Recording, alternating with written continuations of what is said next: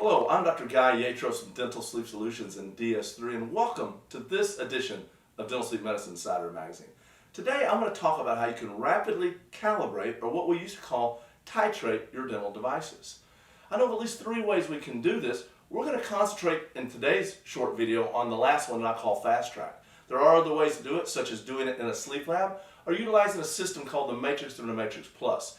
If you want to know more information on that and even more details than we're going to go into today on the FastTrack, contact us at Dental Sleep Solutions and DS3, and we'll tell you how you can get your hands on a free ebook that goes into detail about all these methods of rapidly titrating your dental devices.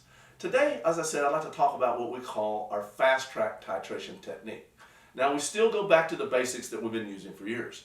In dental sleep medicine, we start with compliance. We want the patient to comfortably wear the device throughout the night. Now, this is different than CPAP, which starts with efficacy. And I think that's one of the reasons dental devices do well, because the patients start wearing them first, and we make sure they're wearing them first. And then we move on to adjusting the devices, calibrating the devices, in other words, for their symptoms if we feel they're related to their sleep disordered breathing.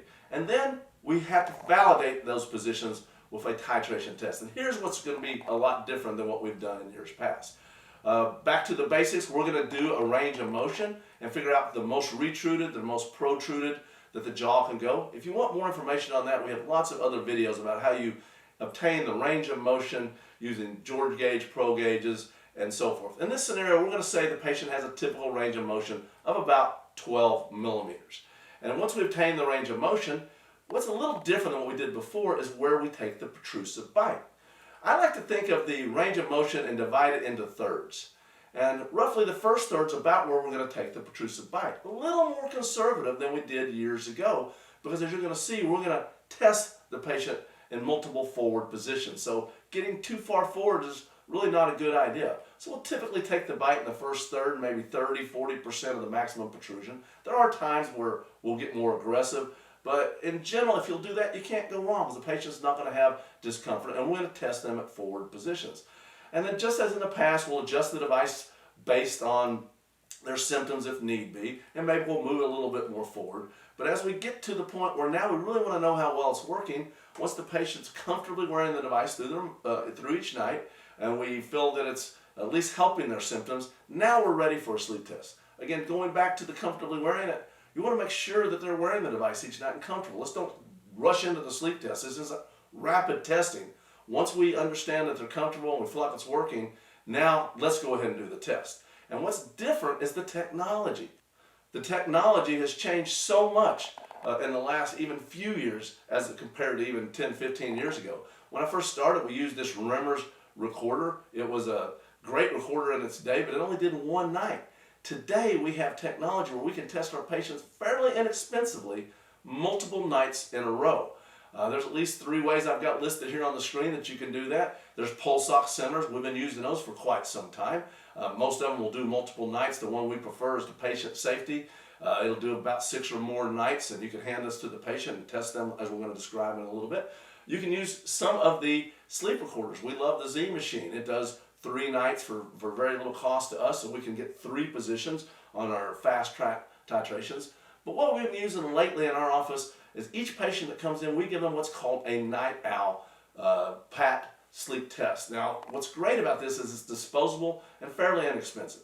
You can include it with each of your cases, is what we've been doing. So we let the patients know as part of your treatment, you're going to get a testing device that's a level 4 PAT signal device that's yours to keep. It'll last for about 3 years and up to about 100 hours of data, and it's going to allow us to test you without you having to come into our office, which is great during times like today when this is being filmed during the COVID pandemic. So they get to keep this, and they don't have to come in each time to download. It saves us a lot of time. And so we've really been enjoying using that. If you want to know more about how you can obtain one of those, contact us at Dental Sleep Solutions and DS3, and we can hook you up there too. So now, kind of walking you through the process, we've done the protrusive bite in the first third, maybe move the patient forward 1 millimeter or 2 for subjective symptoms if needed. If they don't have symptoms, we don't do that step. And so in this scenario, we've got that patient from a 12 millimeter range of motion at about end to end. And so they're going to now be directed through the titration or calibration process. So we typically get them out towards the end of the third, not all the way to the end, maybe to 80% of maximum protrusion over multiple nights. So a patient's instructions for this particular scenario would be, look, you're going to wear the device the first night right where we think it's working. Then each additional night, in this case 4 nights, you're going to go 1 more millimeter forward. So they'll start at the 0 position in this scenario, then the next night go to +1 up to +4, as long as they can do that comfortably. Now if they have discomfort or anything, which believe it or not most of them don't, we'll just tell them to go up to as many nights as they can without having any discomfort. But they have to, big deal here, document what they did each night. If they don't document it and we get this data back, we don't know what position they were at each night, it's kind of useless. And that does happen occasionally, so we need to make sure the patients document where they are. So they'll go wear this night out each night. Really simple, they just tape it to their finger. We actually get the data that next day if we want, but we usually just wait till the 4 or 5 nights are over to analyze this. Then once they're finished wearing the device each night at 1 more millimeter forward up to about 4 in this scenario, they're just going to put the device back at what's the most comfortable position for them and wait to hear from us. And then we get all that data. My team uploads that into our DS3 software, which makes this really easy. And now I get paid for what I need to do. I get paid to make a decision. And so the data is presented to me and I look at the data. I concentrate, yes, on AHI, but we also concentrate a lot on the SpO2 or the pulse oximeter readings. The LSAT and the percent below 90 are important in our decision-making process. We could teach a whole nother 2-hour course on how to make these decisions, and a little bit of experience comes with this.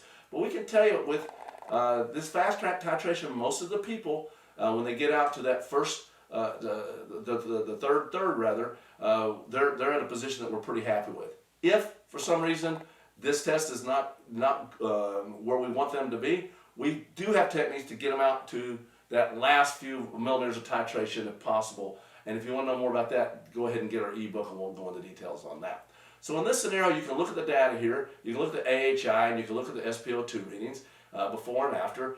And I would select, in this particular case, the next to the last night here, because the AHI is very similar with 1 or 2, and I think that's per night variance. But both of those nights, the SpO2, the pulse oximetry readings, were really good, above 90, and I felt that would be adequate. So now I get to make the decision, and I tell the patient, write up my notes, that we're going to have them advance at about a ½ millimeter over the next few weeks until they reach that 3 more millimeters of titration. And again, if you want to know more about how we do this, contact us for a free ebook. We are here at Dental Sleep Solutions and DS3. That's all we do every day is help dentists succeed at dental sleep. So if we can help you in any way with dental sleep challenges, give us a call, give us an email. I hope that scenario helps you with more rapidly getting your patients titrated. I know it's made our processes much more streamlined, our patients are happier, and our physicians are happier too, because we're not taking months and months to treat their patients. Again, thank you for joining us for this edition of Dental Sleep Medicine Insider. I'm Dr. Guy Yatros from Dental Sleep Solutions and DS3.